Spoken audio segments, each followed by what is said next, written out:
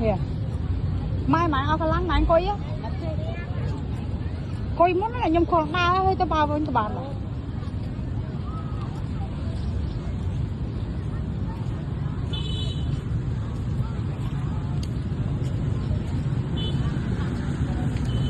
Sai mãi thật ra chọc trơn chọc tay hết.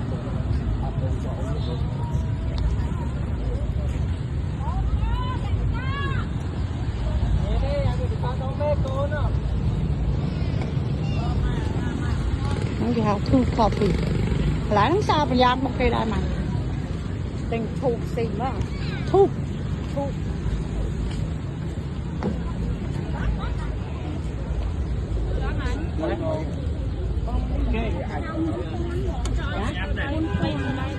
Mà trong cây này.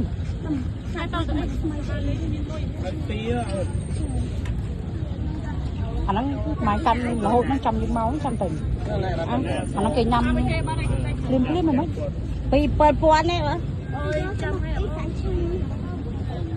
được gì đó hắn buồn nó cây nhâm liêm liêm mày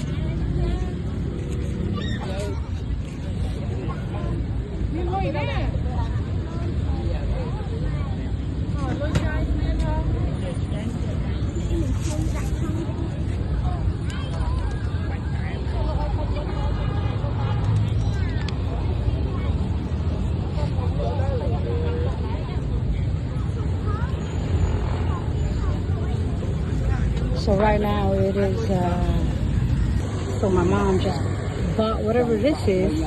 Thuốc. Nó cái how ấy mày? Like thuốc. Thai ấy? Like thuốc. Oh, okay. My mom said it's called like thuốc. Thuốc. Like thuốc, like thuốc. Thuốc, thuốc.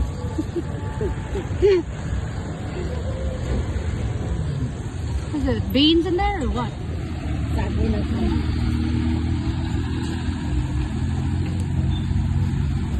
Anh kia miên nên là sọc tiền Một lòng ạ, miên đã. Sọc tiền miên. Được xong rồi chưa inside of it.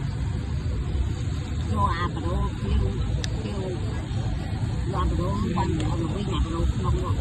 So it's the inside of it that they eat. My bad, you're supposed to eat this white part of it. She said not to eat that part and I ate it. It was bitter as hell. That shit was funny. I was like, what the hell? I asked my mom, I was like, why is it bitter? She's like, you're not supposed to eat that part. It's hilarious. Let me taste and see how it tastes.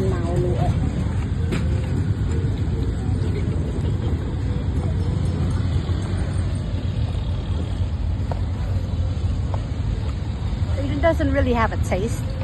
I guess it's just something like to chew on. Yeah. So don't eat that yellow or green part of it because it's bitter. Lesson learned.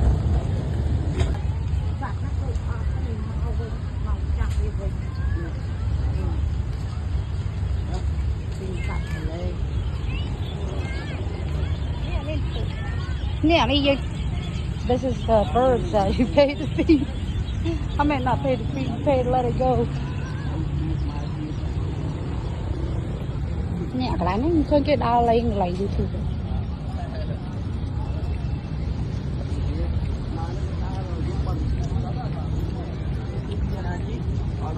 Ồ. Chắc mà lấy con đá đó. Còn giúp tích à? Yeah.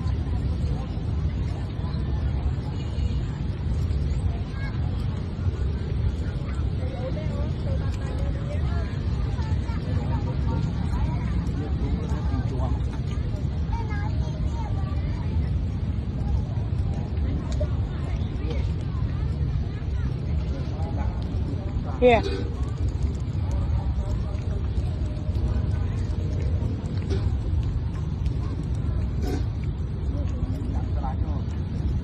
Yeah, we're supposed to get on one of those boats later, so. Stop 3. Anh em khơi tam YouTube rồi.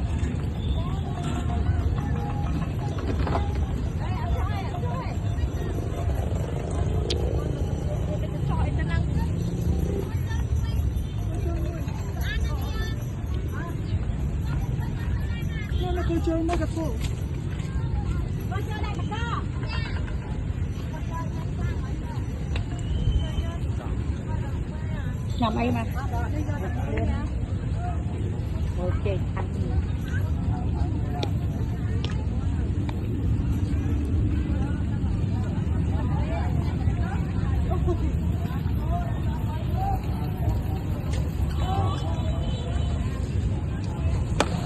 nó một vẹn là nó vẹn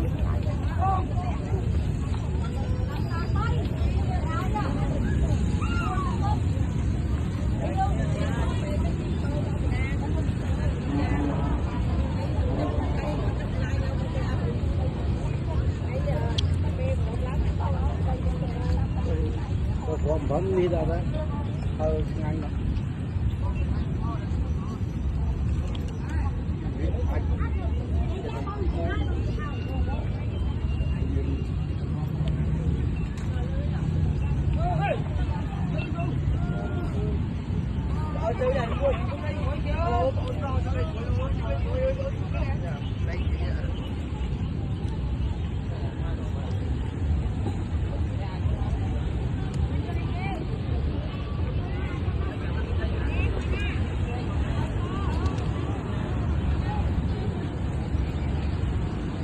cho năng lại ngày tỉnh thục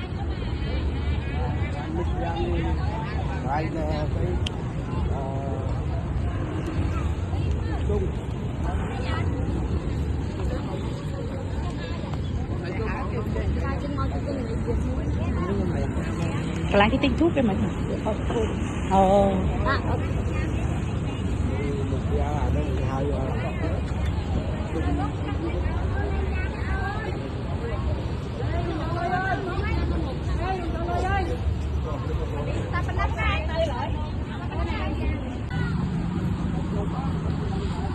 cái gì can bà mình thích cái trái cái châu bà nàyยังคนละเทน Royal Palace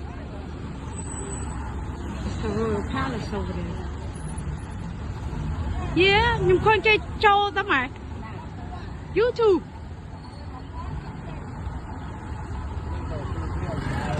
មិនអីពូចាំ next time ក៏បានដែរ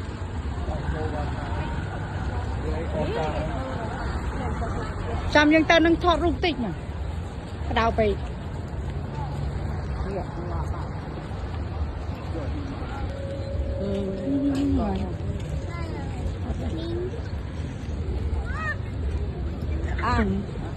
ដាក់លុយអីមកដៃចូល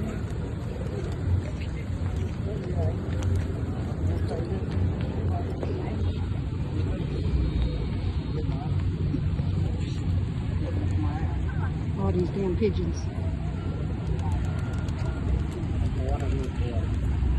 Where's Mike Tyson at?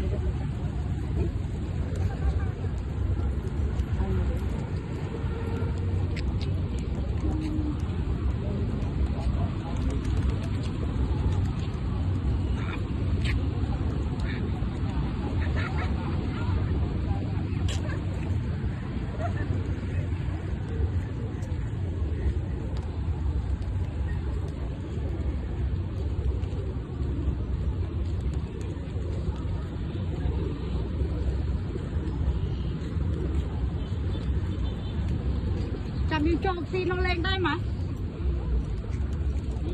cho lên xin nó mơ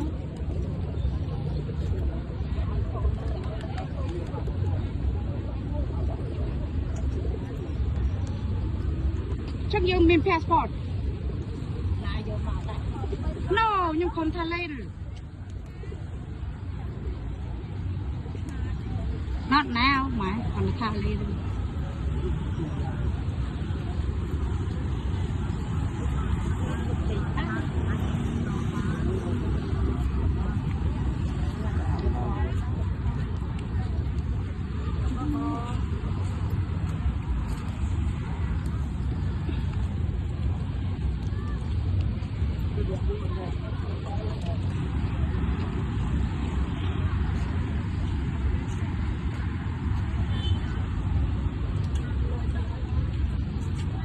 cái bên mặt cái bên trớn cái này chưa tu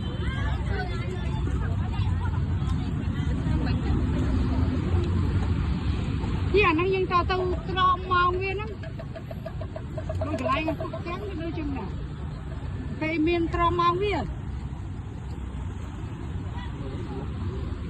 Yeah. When it's nighttime, want to see how loud it gets.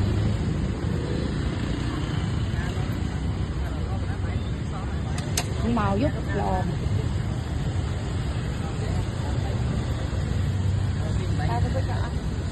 đau tao chân đau tao bao nhiêu mày mày tao mày thôi đi nhá.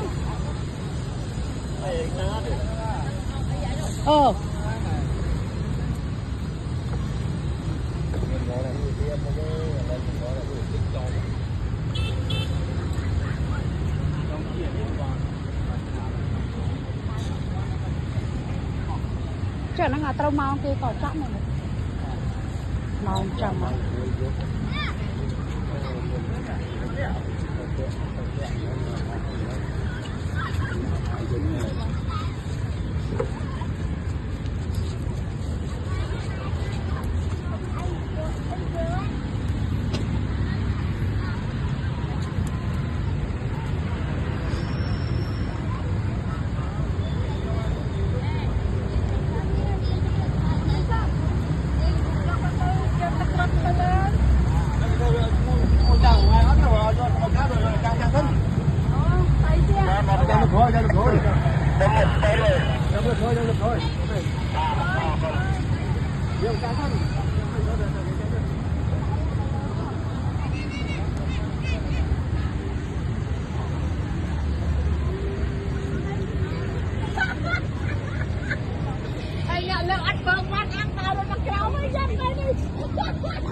mai bị giặc